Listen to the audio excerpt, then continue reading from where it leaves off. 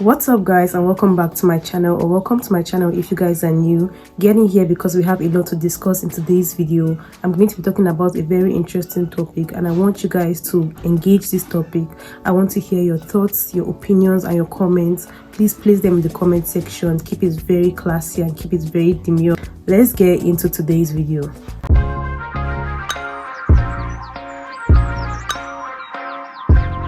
I titled this video, "Are they being ungrateful or are they just being real?" Because I believe that this is a conversation we need to have, whether we should classify these people as being ungrateful or whether we see from the point of view that they are just being real, or this is just the circumstance they found themselves in. So in today's video, I'm going to be using three different examples, different personalities, to explain whether they are being real or they are being ungrateful. These three particular people I'm going to be using are Mr. H20. A few years ago, I think last year, he went viral for selling Aquafina water bottles, and the way he was selling it was inviting, and then Aquafina picked him up, gave him financial aid, and decided to help his career, gave him a job as a wholesale seller of the Aquafina water bottles. A few months later, news was reported that this man had run into loss, and he had lost over 8 million naira, and his business had basically crumbled. That is Dr. H20. The second person I'm going to be talking about is the popular viral fish pie seller that we already know on TikTok, whose sound went viral beginning of this year, or sometime in this year though. His sound went viral. I remember a month ago he made a video whereby he has become so famous and so viral, yet he does not have a car, he does not have a shop, no means to sustain his living. All this virality, there's no really anything to show for it, and Nigerians were going for him or going at him, saying that he's ungrateful. And then the third story is that of the Happy Boys. If you are familiar with the Happy Boys, or if you're on social media, you will be familiar with the Happy Boys and their saga with the pastor that decided to help them. But if you're not familiar with these guys, let me paraphrase the story. So a few years ago, I think years back, these particular boys, two men, where they were security guards in Chicken Republic, and they always do random dancing videos, and post them on their TikTok pages.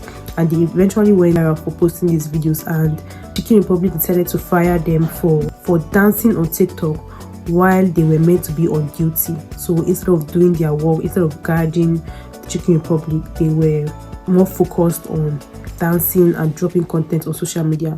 So this pastor, seeing that they had been fired, decided to help them, started to offer them a scholarship to Cyrus, provided, he just basically changed their lives for them. That was what happened in the Happy Boys story. So I'm going to try to analyze these three particular people: Happy Boys, Dr. H20, and the fish pie seller. Are these people actually ungrateful, or are they just being real?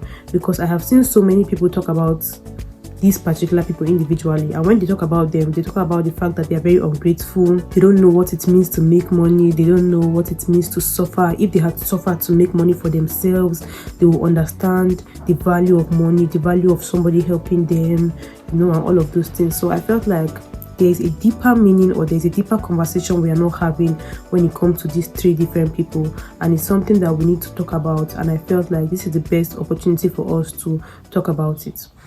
So for the purpose of today's video, I only have one overall general talking point, which is financial responsibility. I'm going to be talking about it with other terms like financial aid, talking about financial responsibility, how it affects a business, how it grows a business, how it affects humans, and most especially how it affects Nigerians particularly, and how it affects people who do not have money or who have never touched a large or a huge amount of money before. So one particular similarity I was able to draw out from these three stories, from Happy Boys, Dr. H20, and Fish Pie Seller, is that they were all giving financial aid. So what I mean is that when people saw that they became viral, when they became so popular, there was somebody that came and gave them financial aid. There was someone that saw their struggle, someone that felt like, I should help this person, I should make this person to have a better living, this is the best opportunity to show compassion to each other, right? And there was someone that granted them financial aid. So you have Dr. H20, it was Aquafina company that helped him. You have the fish pie seller, you have Nons Mirage helping him to have a shop and bought him a car and all of those things. And then you have the Happy Boys, who was a pastor that I think the pastor is in Port Harcourt, I'm not sure, a pastor that helped them and got them scholarship to Cyprus. So seeing the major similarity between all of them is financial aid. I felt like financial responsibility is the biggest problem hammering each and every of these people, because financial responsibility without financial aid without financial responsibility is going to lead to losses. What I mean is that if you don't know how to manage your money, if you don't know how to separate your profits from your expenses, if you don't know the amount of money you should spend and the amount of money you should keep, you are always going to run into losses. You are always going to run into debt. One of the reasons why rich men are because they are able to know financial responsibility. They are able to differentiate their expenses, their profits, their revenues. They are able to know what to spend and what is not for spending. They have a like a balance sheet. There's something they call it in economics. It's like I don't remember, but it's like analyzing or arranging your needs and your wants, and just arranging them in an order of arrangement on what is most important and what is least important. So that is how businessmen always remain businessmen. That is how they stay on top. That is how they are able to get back more money than they are giving out. Do you understand? It's like that is what it entails. But for someone that was just giving financial aid, they will not really know how to multiply income, how to make sure that what you are spending is your profit and not your generated overall revenue, how to cut out your expenses and your cost and all of those things.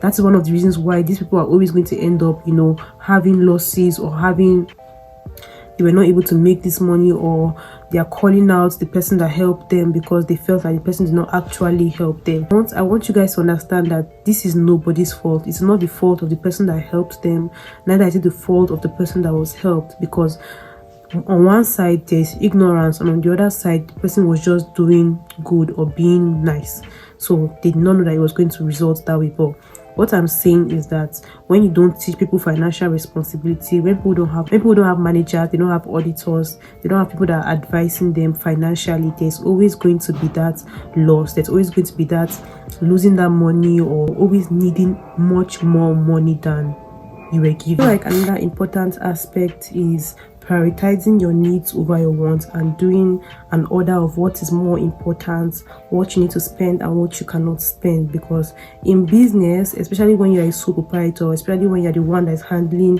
the going in and out of the business, it is very, very easy to spend everything. It is very easy to not be responsible. It's very easy to be financially irresponsible because there's nobody to actually check with you, as opposed to when you guys are a partnership, or when you guys have like multiple people that are like owning that company. If it is just one person, it's always going to be very tempting. It has to do with a lot of restraint, a lot of responsibility to know that you cannot spend what you don't have, and what you don't have is what you need. So let me explain what I mean. I mean that what you need, you cannot count what you need as what you have. What you need is always going to be what you need. So if I need a book and a pen, it's not mine. Do you understand? I don't know how to explain it. I'm trying to explain it as best as I can, but not everything that you need is your wants, and not all your wants are your needs. What you need, most times you don't want it. Sometimes you don't want what you need, but you just cannot live without it. That is why it becomes a need. So do not prioritize your wants over your needs. Your needs are always going to come first. If you are doing a business whereby you are supplying or like say books, you know that books are important. The supplying of the books are important. You know that you have to count transportation, you have to count fuel money, all of those things that are necessary to run that business are your needs. And then every other thing that you want to get, whether it's a bag, whether it's an aesthetic light, whatever, all of that is just a want. So long as it's not necessary, it's a want. So only buy your needs and only buy your wants when you can afford them. So I saw a video that the person said, can I buy this thing 2 times? If I cannot buy it 2 times, I'd rather not buy it. So That was what the person said. I'm not really saying that you should go by that logic, but I'm saying that if it's not something that you need, if it's not something that you know that you cannot do without, don't bother even buying it, or don't bother investing in it. So another important thing is you need managers, you need auditors, you need advisors, you need people that are going to tell. Just to generalize this whole point, it's only someone who is educated, someone who knows that their wants and their needs are different. It's only someone like that that will know that. It's only that kind of person that will know financial responsibility. Someone that is an illiterate, someone that only very few people know financial responsibility, and that's just the truth. It's not something you learn overnight. It's neither something you learn in school. It's just something that you grow into. It's something that you learn into. And anybody that does not have financial responsibility will always not be able to manage and maximize money. It's always going to be running into one loss or one debt or the other. That's why it's important to learn financial responsibility. So seeing these things that I have said, analyzing these points, and seeing that these particular 3 people do not have any of these financial responsibility, would you now still say they are ungrateful, or will you just say that they are just being real, or they are just victims of their own circumstances? Because in all actuality, anybody that does not know that financial aid and financial responsibility are 2 different things is also going to fall into this trap. Let me throw the question back to you again. Are they ungrateful, or did they just not know? Thank you guys for staying with me. Thank you for hearing my thoughts and my opinions. Let me know what you think in the comment section. Make sure you keep it very, very nice and keep it very classy. I want to hear what you think. I want to hear whether you believe that these people are still ungrateful despite what I have said. Let me know. So thank you guys for staying with me. Catch you in the next video. Bye.